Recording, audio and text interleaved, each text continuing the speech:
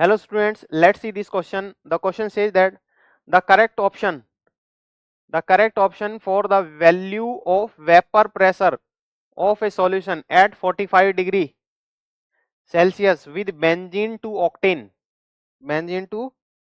octane in molar ratio 3:2 3:2 में है। क्या क्या है भाई? बेंजीन है आपके पास में, देखो क्वेश्चन बड़ा हो तो लिख लिया जाना चाहिए। बेंजीन है और क्या है आपके पास में? ऑक्टेन है। ये है 3:2 में। ठीक है, आगे बढ़ो। At 45 degree Celsius vapour pressure of benzene is 280 and vapour pressure of octane is 420। तो आपसे क्या पूछा है? वेपर प्रेशर सॉल्यूशन का वेपर प्रेशर, और बेंजीन का,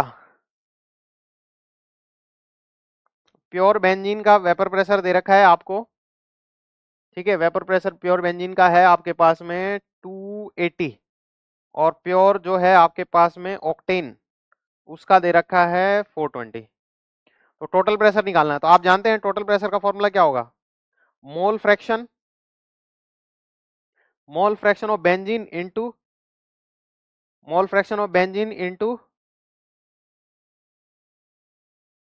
बेंजीन का pressure plus mole fraction of octane into pressure of octane. तो ये हमारे पास में वैल्यू आ गई प्योर वाली, ये वाला फॉर्मूला है। तो बेसिकली हम इस फॉर्मूले को अप्लाई करेंगे, देखिए पी टोटल प्रेशर ही सॉल्यूशन का निकालना है। मोल फ्रैक्शन ऑफ बेंजीन कैसे निकालेंगे? बेंजीन के moles upon total mole. Total कितने हैं? 3 इसके हैं और 2 इसके हैं, टोटल कितने हैं? 5 हैं। तो 5 से डिवाइड कर दिया तो मोल फ्रैक्शन आ गया, इनटू बेंजीन का वेपर प्रेशर कितना है? 280 plus mole fraction of octane के मोल्स अपॉन टोटल कितने हैं?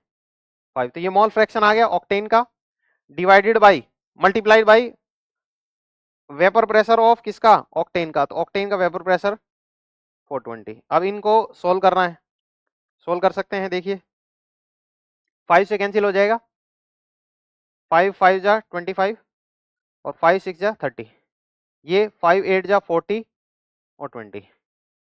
तो इसको सोल्व करेंगे तो ये वैल्यू आ जाएगी 168 प्लस ये भी आ जाएगा कितना? 168। इन दोनों को जोड़ोगे तो वैल्यू आ जाएगी आपके पास में 336 mm ऑफ Hg, क्योंकि ओरिजिनली जो ये प्रेशर था वो mm ऑफ Hg में था, इसलिए mm ऑफ Hg आ जाएगा total vapour pressure of the solution. So option कौन सा है इनमें से? B option is the right choice. Thank you.